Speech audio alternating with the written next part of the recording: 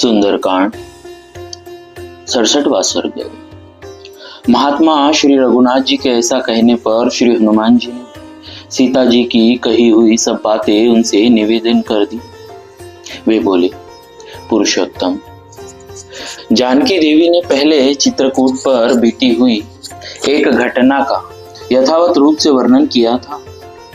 उसे उन्होंने पहचान के तौर पर इस प्रकार कहा था।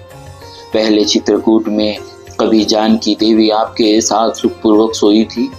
वे सोकर आपसे पहले उड़ गई। उस समय किसी कौवे ने सहसा उड़कर उनकी छाती में चोंच मार दी। भरताग्रज, आप लोग बारी बारी से एक दूसरे के अंग में सिर रखकर सोते थे। जब आप देवी के अंक में मस्तक रखकर सोए थे, उस समय पुनः उसी पक्षी ने आकर देवी को कष्ट देना आरंभ किया। कहते हैं उसने फिर आकर जोर से चोंच मार दी। तब देवी के शरीर से रक्त बहने लगा और उससे भीग जाने के कारण आप जाग उठे। शत्रुओं को संताप देने वाले रघुनंदन, उस कौवे ने जब लगातार इस तरह पीड़ा दी, तब देवी सीता ने सुख से सोए हुए आपको जगा दिया। महाबाहो, उनकी छाती में घाव हुआ देख आप विषधर सर्प के समान कुपित हो उठे और इस प्रकार बोले, भीरू, किसने अपने नखों के अग्रभाग से तुम्हारे छाती में घाव कर दिया है? कौन कुपित हुए 5 मुंह वाले सर्प के साथ खेल रहा है?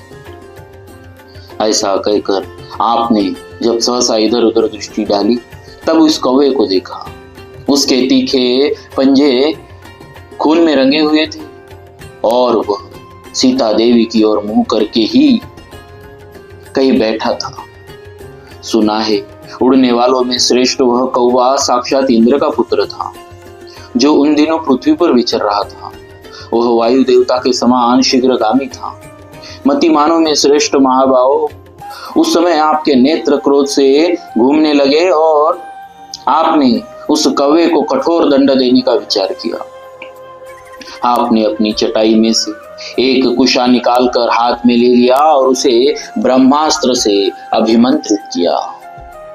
फिर तो वह कुश प्रलय काल की अग्नि के समान प्रज्वलित हो उठा। उसका लक्ष्य वह कौवा ही था। आपने उस जलते हुए कुश को कौवे की ओर छोड़ दिया। फिर तो वह दीप्तिमान दर्भ उस कौवे का पीछा करने लगा। आपके भय से डरे हुए समस्त देवताओं ने भी उस कौवे को त्याग दिया। वह तीनों लोकों में चक्कर लगाता फिरा, किंतु कहीं भी उसे कोई रक्षक नहीं मिला। शत्रुदमन श्री राम, सब ओर से निराश होकर वह कौवा फिर वही आपकी शरण में आया। शरण में आकर पृथ्वी पर पड़े हुए उस कौवे को आपने शरण में ले लिया, क्योंकि आप शरणागत वत्सल है। यद्यपि वह वध के योग्य था, तो भी आपने कृपा पूर्वक उसकी रक्षा की। रघुनंदन, उस ब्रह्मास्त्र को व्यर्थ नहीं किया जा सकता था, इसीलिए आपने उस कौवे की दाहिनी आंख फोड़ डाली। श्री राम, तदनंतर आपसे विदा ले वह कौवा भूतल पर आपको और स्वर्ग में राजा दशरथ को नमस्कार करके अपने घर को चला गया। माता कहती है, रघुनंदन, इस प्रकार अस्त्र वेत्ताओं में श्रेष्ठ, शक्तिशाली और शीलवान होते हुए भी आप राक्षसों पर अपने अस्त्र का प्रयोग क्यों नहीं करते हैं? श्री राम, दानव, गंधर्व, असुर और देवता कोई भी सम्रांगण में आपका सामना नहीं कर सकते। आप बल पराक्रम से संपन्न हैं। यदि मेरे प्रति आपका कुछ भी आदर है, तो आप शीघ्र ही अपने तीखे बाणों से रणभूमि में रावण को मार डालिए। हनुमान, अथवा अपने भाई की आज्ञा लेकर शत्रुओं को संताप देने वाले रघुकुल तिलक नरश्रेष्ठ लक्ष्मण क्यों नहीं मेरी रक्षा करते हैं? वे दोनों पुरुष सिंह श्री राम और लक्ष्मण वायु तथा अग्नि के तुल्य तेजस्वी एवं शक्तिशाली है।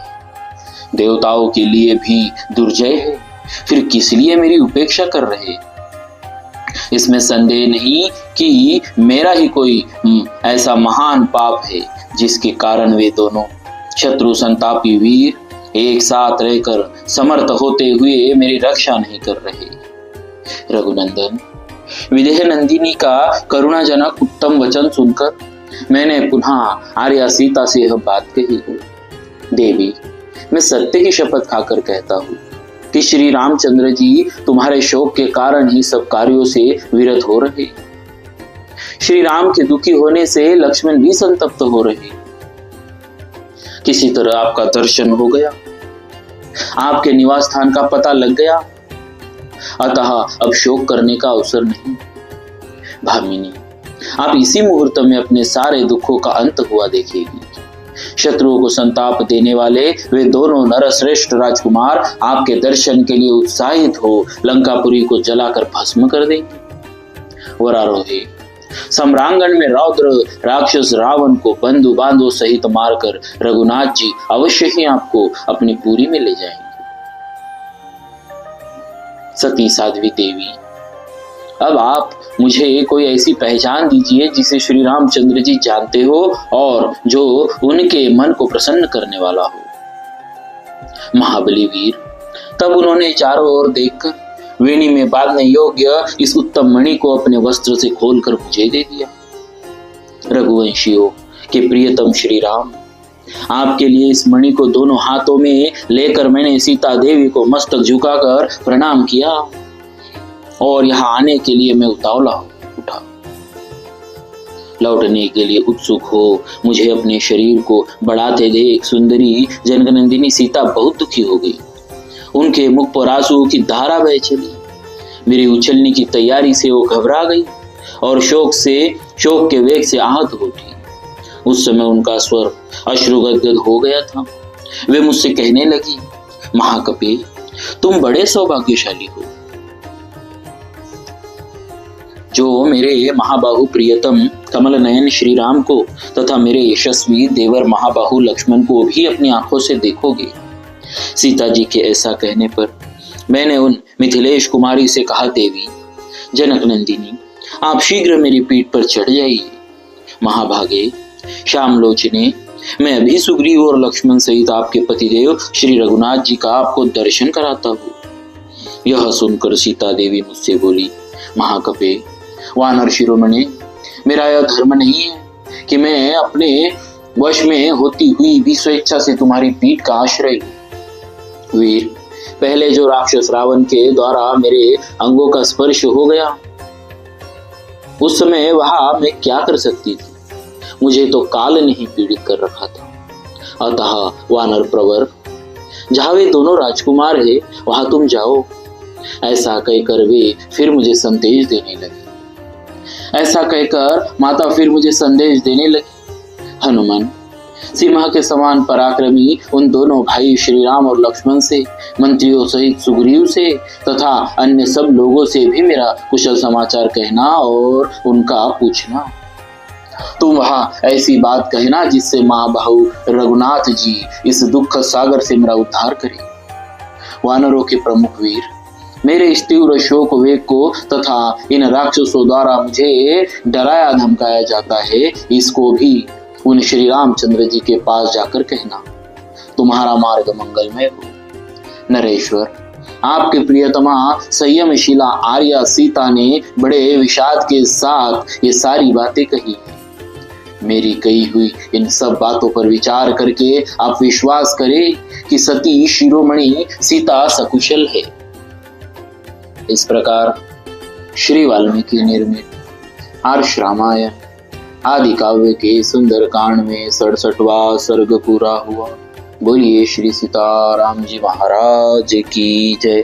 भक्तवत्सल भगवान की जय।